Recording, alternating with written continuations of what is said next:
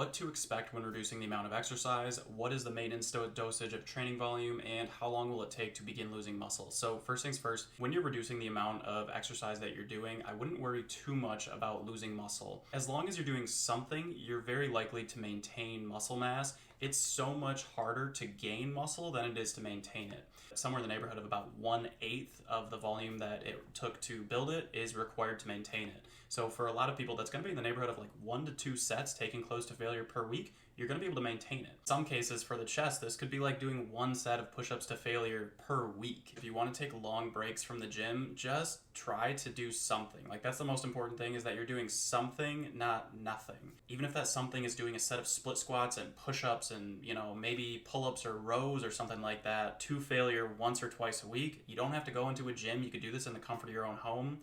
Do it while you're watching SpongeBob or something. How long will it take to begin losing muscle? So if you were completely sedentary and you were not lifting at all, you weren't even moving, you were at bed rest, it'll probably take about 3 weeks before you start losing muscle. Now, strength is a different thing. The law of specificity states that, if we want to get better at a specific thing, we need to do that thing, right?